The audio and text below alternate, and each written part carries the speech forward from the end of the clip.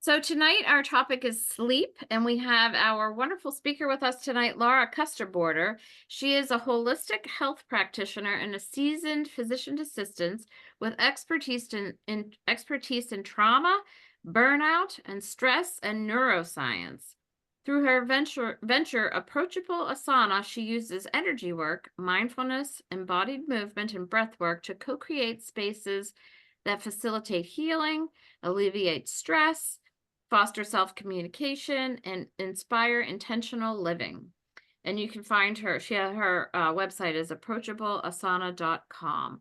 And she is uh, also going to be starting to, you'll see her on Zoom at Cancer Bridges as well. So it's pretty exciting. So I am going to turn that over to you, Laura. I'm going to unpin myself, but I would remind everyone to mute themselves if you can. So we're going to record this first part, and then you're welcome to ask questions in the chat or after we're done. So hold on for 1 second. Okay, we're ready to go. All right. Well, thank you for having me back. I'm so excited. I love being here with you all. Thank you for the great introduction.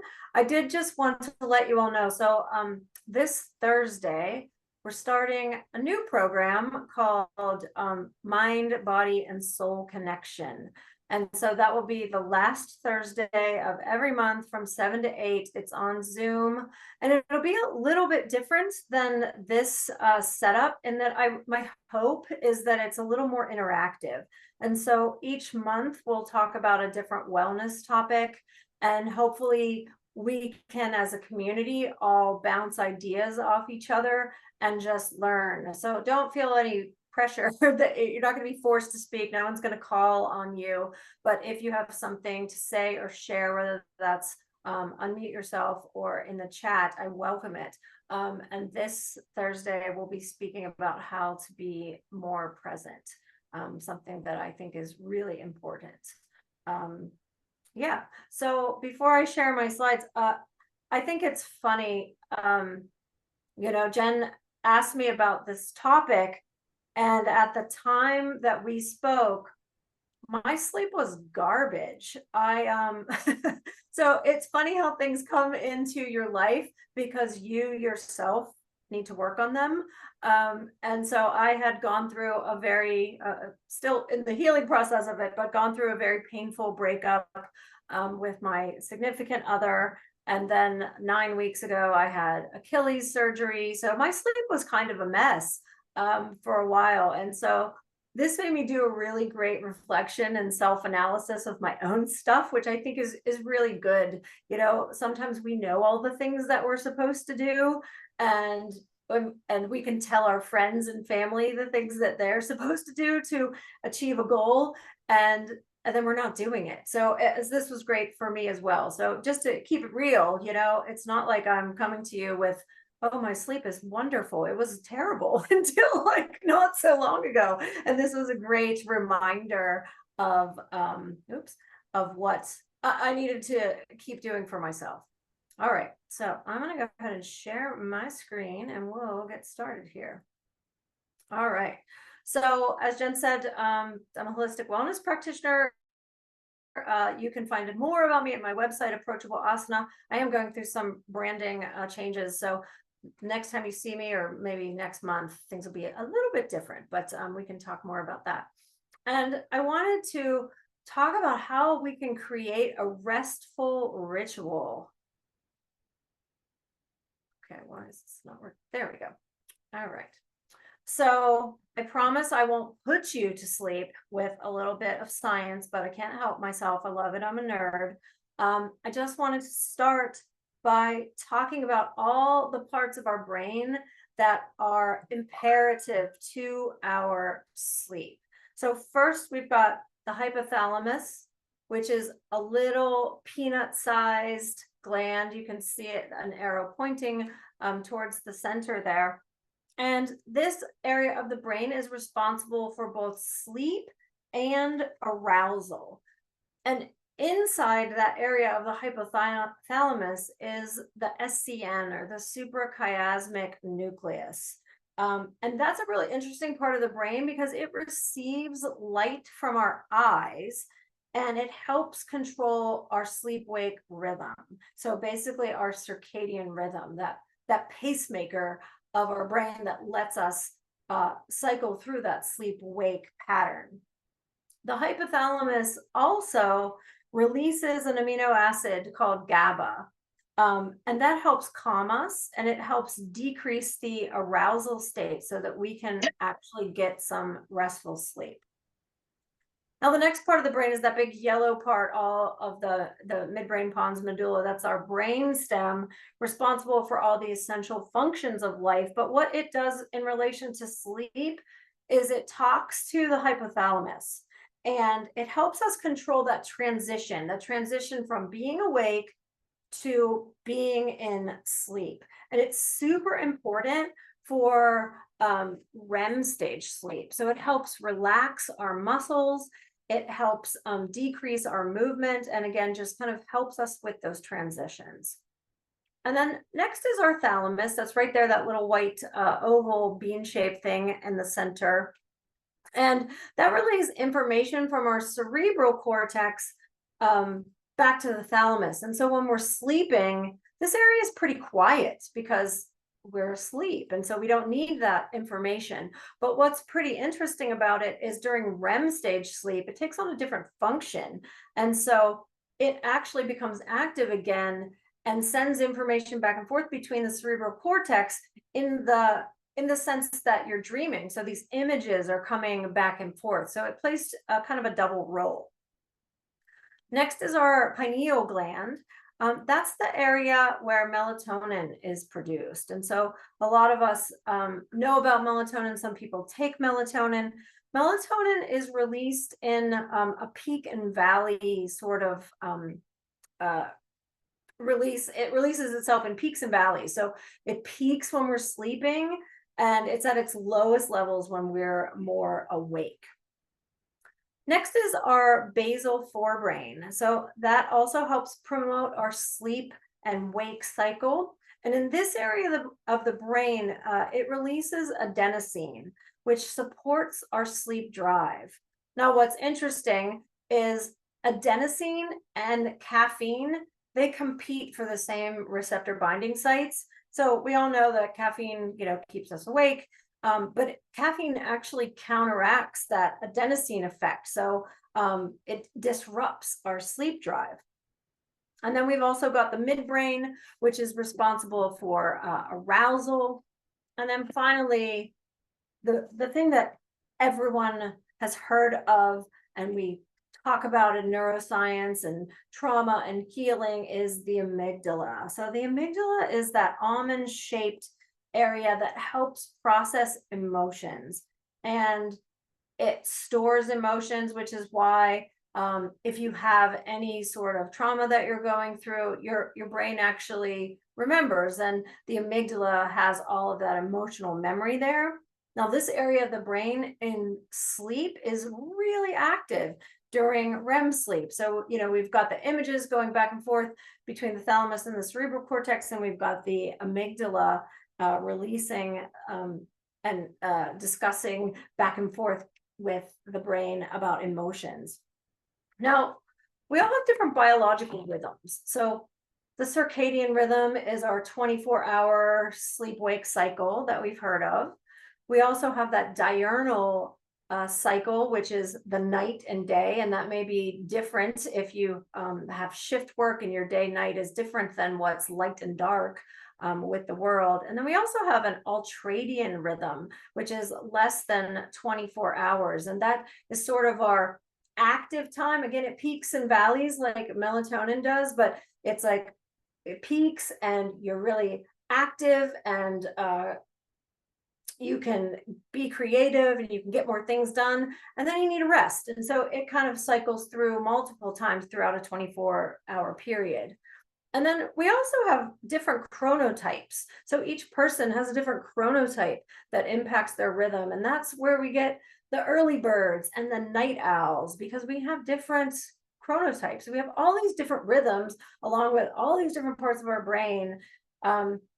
to help us rest. So no wonder it's not just as simple like lay down in your bed and whoo, go to sleep and everything is grand. There's a lot going on. And I think it's really interesting that sleep is so important because it's kind of like the housekeeper. So when we go to sleep, our brain helps clean out all the toxins that have built up during the day while we're awake. So, that sleep is so important because it functions as the housekeeper of the day.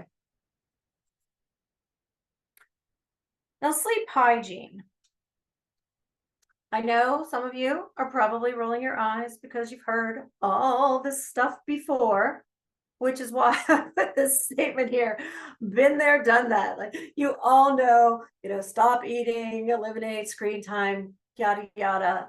That's not what we're going to talk about tonight. We're going to get a little different and make it a little more personalized. I just feel like when someone says, make some lifestyle changes, it feels like a chore. It feels like a job.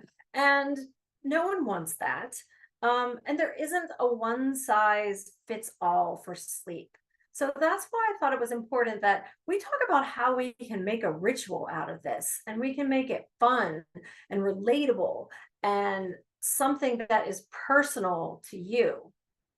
Now, before we get into the creating of this ritual, I think it's important to recognize that the things that we do during the day are setting us up for sleep. So I'm not suggesting that while you get up in the morning and you're having your coffee or your tea and your breakfast, and it's 6, 7, 8, 9 a.m., whatever your wake time is, I'm not suggesting that you're thinking, oh gosh, how am I going to get to sleep tonight? No, I want you to bring an awareness and be mindful that the things that you do throughout your day can help you sleep better. So, how you move your body, you all just won amazing prizes for all this great movement that you're doing. So, you're setting yourself up for good sleep because movement helps us. It helps in so many ways, but it helps prepare us for sleep. How we fuel our body with food and nutrition helps prepare our body for sleep. How we hydrate helps prepare us for sleep. And of course, how we manage stress. So all of these things, this is part of your sleep hygiene that's a little more relatable and a little more personalized than just the standard things that you hear about all the time. Now, I think it's really important to recognize that rest is more than sleep. And there is a really fantastic TED talk, and I can put this doctor's name in the chat later.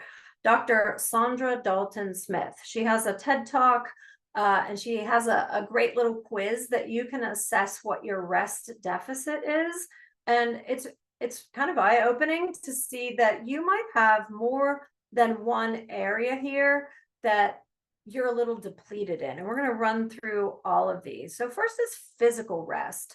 So it's not just sleep that helps us rest, but active things that help heal our bodies. So stretching, yoga, movement, massage, walks, whatever that looks like, physical things can help us rest. How might you know if you're depleted in this area? Maybe you're so busy and you experience physical soreness that doesn't really make sense. You just feel stiff and tight. Maybe you're experiencing low energy. These might be signs that you're depleted a little bit in your physical rest. Next is your mental rest. And this is where we want to calm the internal chatter. So that monkey mind, that bouncing all over the place when you're trying to rest. And what we want to do is slow that pace down so we can just give our minds a break. Now, you may be depleted in this area if you're constantly feeling like your mind is racing. Maybe you're feeling a little cranky or irritable. Maybe you're making frequent mistakes. These might be signs that you need a little more mental rest. And how can we get more mental rest? Mindfulness practices. We can get lost in a book. We can find a place that we can just mentally switch off. And again, there's tons of ways that we can do this, but just some ideas of how you can refill that piece of the rest cup. Now, the spiritual rest, again, it's going to look different for everyone. It might be a formal religious practice or a formal practice of some sort. It may be a community like this community, or something that gives you a sense of purpose. How you might know that you're deficient in this area is you may feel disconnected. You may feel apathetic, or maybe even helpless. And so things like prayer, meditation, mantras, journaling, those can help refill that spiritual rest piece for us. Next is our emotional rest.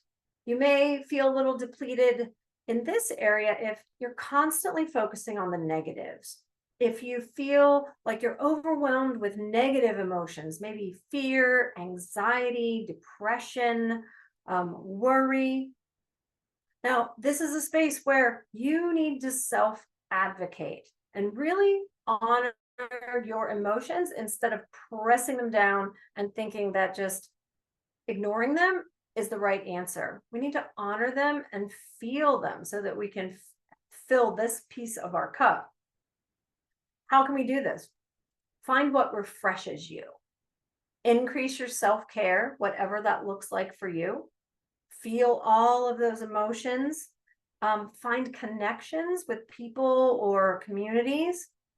You can even move and shake your body, particularly our hips, the big muscle, the psoas muscle that connects our spine to the big bones in our upper legs, the femurs. We hold a lot of emotion there. And if someone startles you, what do? You kind of, hunch forward and you tighten up that psoas. So, over time, from sitting, from storing trauma and emotions and not acknowledging things, you can get a lot of tension in those hips. And so movement, particularly hip movement, can really help here. Next is our sensory rest. Now, we know we're bombarded with sensory stimuli all the time. It never stops. And it can leave us feeling really overloaded. It might leave us with strained eyes, tired vision. And a way to help here and replete this part of our rest is unplug. We can also do a senses meditation and just concentrate on what you see, what you hear, what you smell, what you taste, what you touch. And this can be really hard. If you're so used to go, spending time in stillness and unplugged can be really challenging, and it can take some time. So be kind and be gentle to yourself if you're trying to replete this part of your rest, because it's a practice and you need to just be gentle with yourself. And if all you can do is sit for a few seconds or be unplugged for a few seconds the first time, that's absolutely okay, because maybe the next time you can sit or be unplugged for 30 seconds and it's all right. Next is our social rest. Here we feel socially overwhelmed, and this is not just about introverts. This is everybody.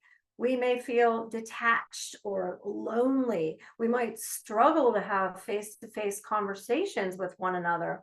We might also crave alone time. Those are ways that we might know that we definitely need some social rest. And this can be really difficult when we have busy schedules and families and work obligations and family obligations and holidays, but we learn to say no. Allowing yourself to spend time with those that recharge you and accept you exactly as you are, that don't drain you of your energy, or even spending time alone, are great ways that you can help regain some of that social rest. And then we've got our creative rest. So perhaps you're feeling depleted here if you have a job or a activity that involves a lot of creative thinking that can really deplete you. It's wonderful because you're being creative, but it may also deplete you personally. Maybe you don't put yourself first. Maybe you don't feel valued, or maybe you don't enjoy the natural world. Now, the way you can take some space to just allow yourself to enjoy the beauty and the wonder of the world around you. And you don't have to go sit in nature with bugs if that's not your thing, or the beach if that's not your thing. But even, looking or visualizing these types of spaces and just taking a moment to really appreciate the beauty that's out in the world. You can find a creative outlet, you can dance, you can sing, you can make some art. Again, spend time in nature if that is your thing. Now, I want you to keep in mind this cute little sleepy kitty, because it's going to be important as we build our ritual here. Apologies, I'm losing my voice here. All right. So how do we make a ritual, and what the heck is a ritual? So the definition of a ritual arising from convention or habit, that sounds very strict. That's not what I'm suggesting.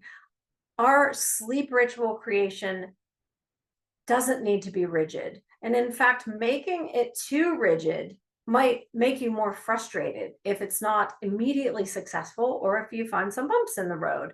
So make it fit you and make it fit your own needs.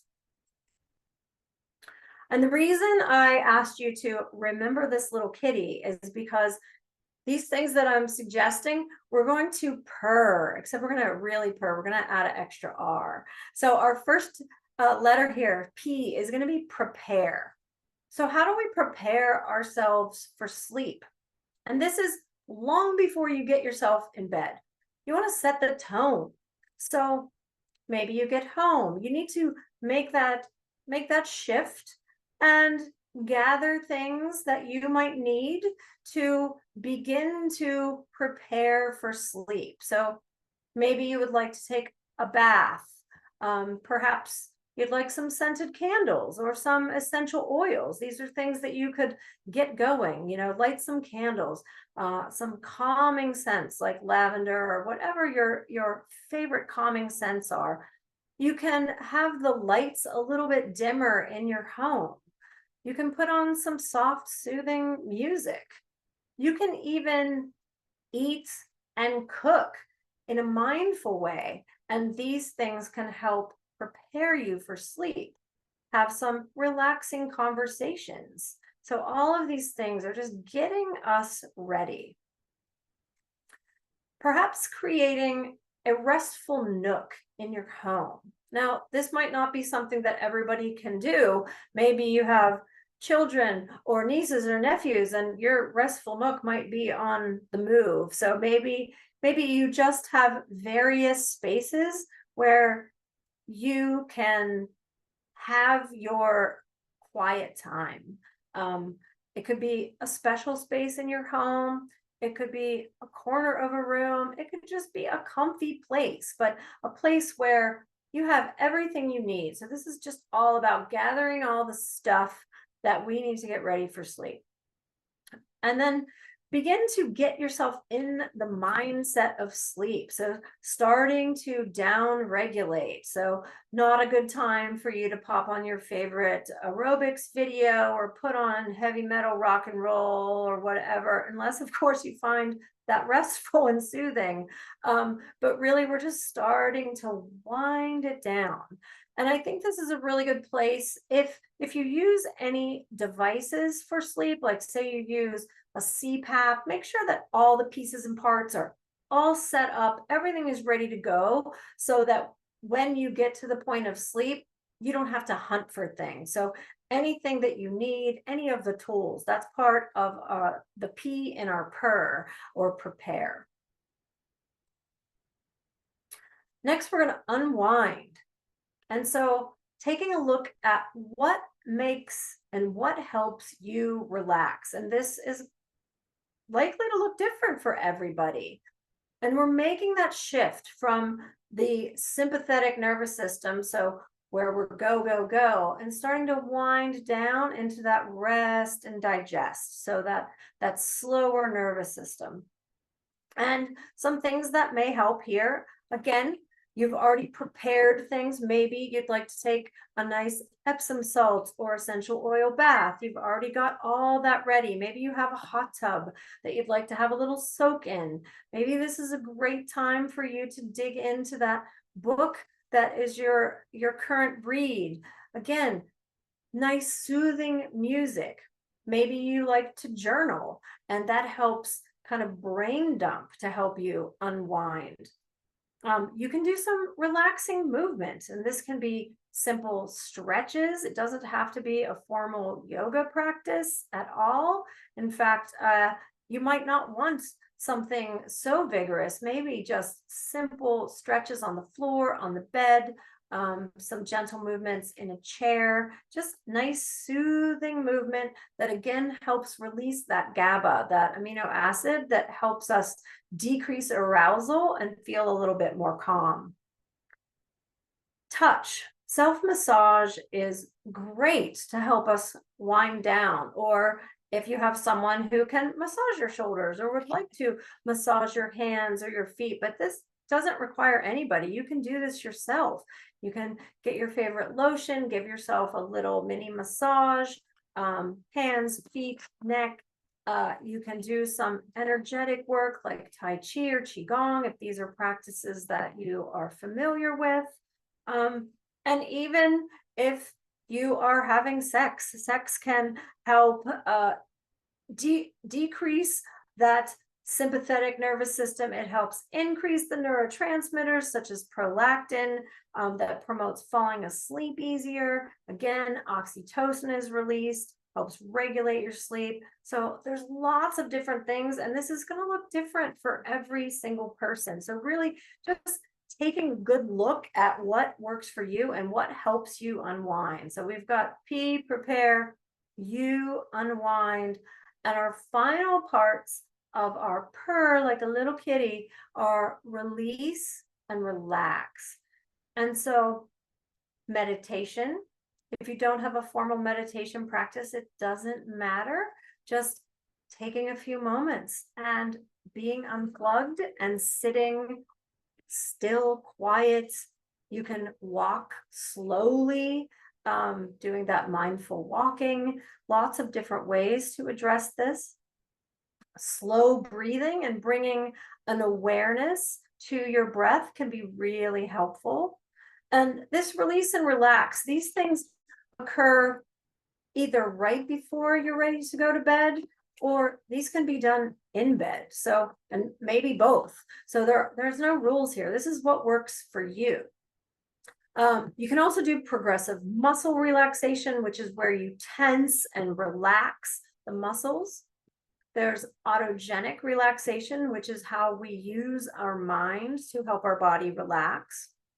And we can do different visualizations. So you can, in your mind, go to a place that feels very relaxing to you. And again, this might look different for everybody. Now, I'd like to do just a tiny little breath awareness practice before we move on from our purring like a little kitten. So wherever you're sitting, if it feels safe and available, go ahead and allow your eyes to close, or maybe just soften your gaze and make any little movements that you need. Maybe roll your shoulders up, back, and down, and just find that comfortable seat. And just bring an awareness to your own breath.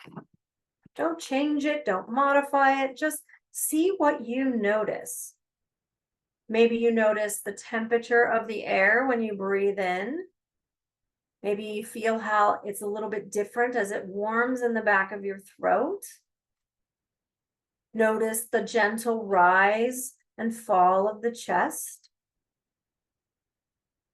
Notice the gentle rise and fall of your belly. And notice all of the qualities on your exhale. You can dive in a little bit deeper and notice, is my inhale the same length as my exhale? And if it is, maybe you can try to just lengthen the exhale just a little bit. That can actually help us relax, help us engage our parasympathetic nervous system. Just take a couple more breaths, just noticing your own beautiful vital breath that's unique to everyone.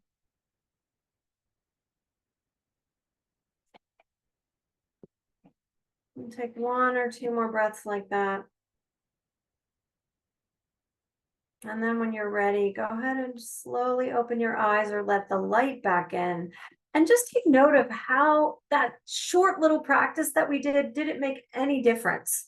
Hopefully it did. Hopefully it gave you just a little bit of sense of calm. And that is something that you can do in this piece of release and relax. And we will do some of these other practices here in just a few moments. So we've done our little purr like a kitten. Now what? It's 3 a.m. I don't know if this picture is familiar to any of you, but whew, it is to me. And you think you're going to bed and you're going to have the best night's sleep, and then it just all falls apart. And you're like, what have I done? I did my prepare, I did my unwind, I did my release and relax, I purred like a kitty, and now I'm wide awake. And it's aggravating. Now, there are tons and tons and tons of pitfalls. I picked 3 that are particularly relatable to me, and they may be relatable to you. And we do our Q&A. Anyone who wants to share any pitfalls, we can chat about them for sure. One is temperature. So I'm a menopausal woman. I have hot flashes. This may be very familiar to some of you. And it can vary. Maybe you wake up and you just need to fling off the covers and have a little tiny sheet. Maybe it's much more dramatic. Maybe you are soaked to the bone. What can you do about this temperature thing? There are meds, particularly SSRIs, mental health medications, the serotonin drugs that can really impact people's temperature. There are different cancer drugs that can impact temperature, and it's miserable to feel so hot when you wake up. Being dehydrated can certainly impact our temperature and make us run hot. Drinking alcohol can impact our temperature. So what can we do? We can go back to our we prepare, and maybe we have the lightest sheets or cooling blankets, or different types of sleep wear that we can prepare ourselves for these temperature fluctuations, so that hopefully this isn't a pitfall that bothers us. Fans, different fans in the room, overhead fans, preparing yourself, getting all the tools that you need. And then there's a really great and simple breath practice that you can do. It's called the Sitali breath. And so the way that you do the Sitali breath is you roll your tongue. Now, if you are someone who does not know how or not able to roll their tongue, which some people cannot, don't despair. There's a separate way that you can do this Sitali breath. If you are unable to roll your tongue, you can take your tongue and place it just behind your front teeth. And so the way this breath works, either tongue right behind your front teeth or tongue rolled, you're going to take a sip of air in. Feel that cool air enter. And then as you exhale through your mouth, let it all out. And let's try that. Let's just take a couple breaths. So either roll your tongue, so making a little burrito out of it, or tongue behind the front of your upper teeth. Take an inhale, and then let it out with an open mouth, maybe even sigh. Just take a couple breaths like that.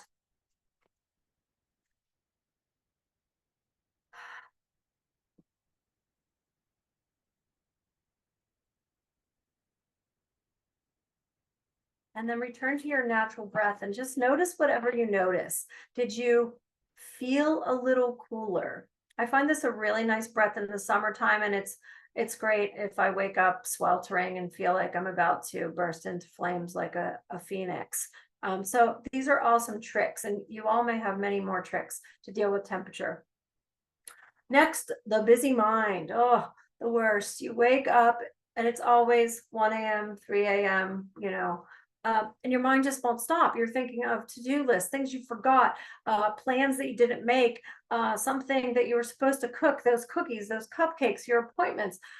It's just too much, and it's impossible to sleep. And so you may need to go back to those steps of her. What can you do? Have you prepared everything? Maybe essential oils again, maybe a scent in the room that is relaxing. Um, again, taking that time to go to your restful little nook that you've created. Because if your mind is too busy laying in bed, pointless. You're not going to be able to stay asleep. You're just going to get super frustrated. And so you might have to go back to those steps. That's the beautiful thing about these steps is they're not just right in a row, check, check, check, and off we go to sleep. These are intended to be very malleable. So if you have to go back and take pieces from each one to get yourself back to sleep, that's fine. So the busy mind, that's a really tough one. And then finally, life disruptions. Ooh, so many things can disrupt. It can be noises outside, it can be children, it can be spouses, it can be other people that live in your home, it can be pets, it can be storms, it can be power outages. For me, I have two big dogs who are terrified of storms. And when the smoke detector batteries decide to die, I think they're pre-programmed to die always at 3 to 4 a.m. And so these disruptions are nothing, we can't control them. I mean, we can obviously replace smoke detector batteries, but we can't control the weather. Disruptions such as pain, maybe you're dealing with pain, maybe you're dealing with some other physical thing that has you out of sorts. We can only do so much to deal with these disruptions. But again, we go back to our prepare. How do we prepare for these things? Can we take something to alleviate pain? Can we take that warm bath to help relax any muscles that feel achy? Can we make sure that our pets have gone out? And, whatever you need to do, prepare, make sure that you've done the steps to unwind, to hopefully alleviate some of these disruptions. And what can you do to go back in that relax and rewind piece? So temperature, busy mind, life disruptions, certainly not an all-inclusive list, but just a couple that I came up with. Now I'd like to just go ahead and do a couple little practices with you all. So again, go ahead and find that comfortable seat, whatever that looks like for you. Get the wiggles out, maybe roll your shoulders again, and find what feels best and safest with your eyes. If closing them feels right, go ahead and close your eyes. If you want to take a soft gaze, just gaze towards the floor and begin to just settle in and bring your awareness once again back to your natural breath. Just noticing all those little qualities that are unique to you. Just taking a few rounds of breath.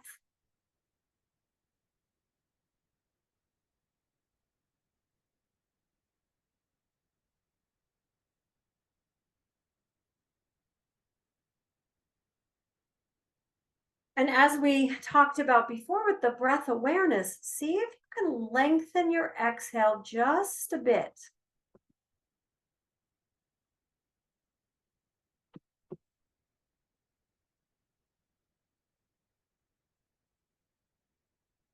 And you can even make this a little bit more structured.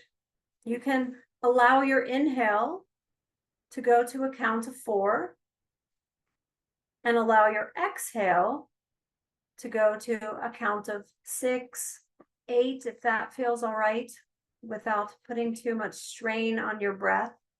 But just allowing that exhale to just be a tiny bit longer, or working our way up to twice as long. That really helps relax us. It helps engage the parasympathetic nervous system. And take a few more rounds like that.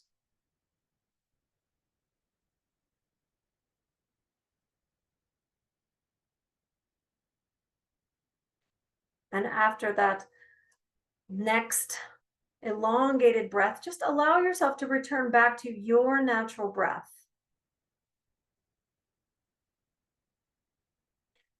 And begin to notice your points of contact with the floor or the chair. Allow things to feel heavy and relaxed.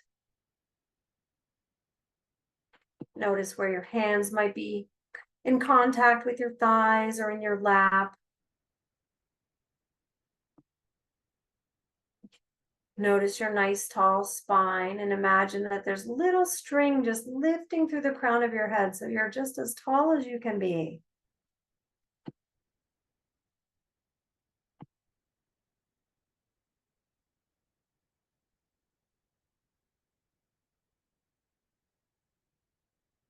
And then gently guide your awareness to the top of your head, the crown of your head.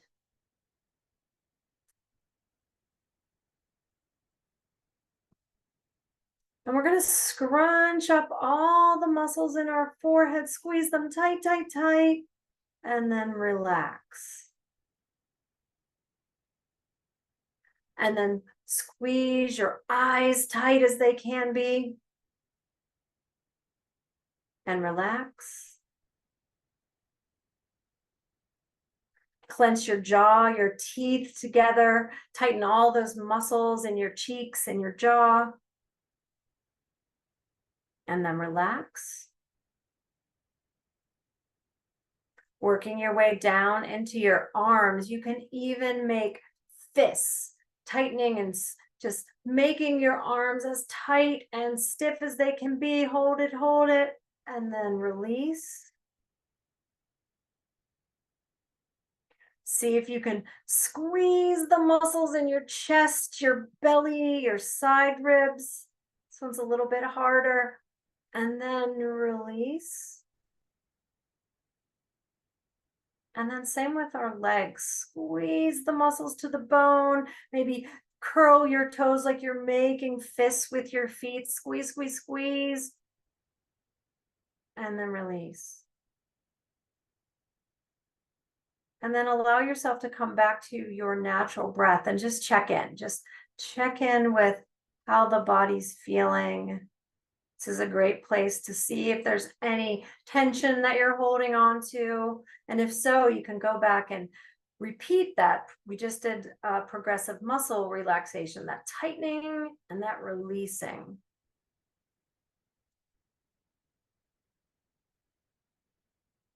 And then go ahead and take one more nice big breath in through the nose and let it out with the biggest sigh. Make as much noise as you'd like. That sighing helps us engage our parasympathetic nervous system. Take two more breaths, just like that. Big inhale through the nose. Let it out with a sigh. And one last one. And then when you're ready, you can go ahead and let the light back in and just check in. How are you feeling? Now, there are a couple other practices that in the interest of time, we're not going to be able to do them tonight, but we can do them another time, no worries. One thing we've talked about before is legs up the wall. So this doesn't have to be truly legs against a wall. You don't have to have your bum against the wall and your legs up against the wall. You can put some pillows under your pelvis and raise your legs up towards the sky. Spend a few moments here. This is super relaxing. You can comfortably place your legs on a chair. You want your legs and knees to be around, a 90-degree angle. So you might need to add a blanket underneath your low back if the chair is a little bit high. I've actually even done legs up the wall in my bed with legs up the headboard when I couldn't sleep. But this also, it engages the parasympathetic nervous system. It helps stimulate the vagus nerve, so it helps relax us. And spending 10 minutes, 5 minutes, if 10 is too much, 15, 20, whatever you feel you need. It's a great practice that can help engage that part of our nervous system that helps us rest. And then we did talk a little bit about the autogenic muscle relaxation. So you can find that comfortable place, whether it's in your bed or in a chair before going to bed. Close your eyes and take yourself on a little journey to a relaxing, calm, quiet place and spend some time there and really explore it. You can use all of your senses. What do you see here? Is there anything that you taste here? Is there anything that you can touch here, smell here, here? And this can be a couple minutes or this can be a longer practice, but it can really help just you be present, you be calm, and help promote that sense of relaxation. And I hope, this is my dog Franklin, I hope that you all sleep like Mr. Frank. He is the best sleeper. He's a master, except at 3 in the morning. So I'm going to go ahead and end there, and we can have some Q&A and talk about anything and do any practices that we didn't cover.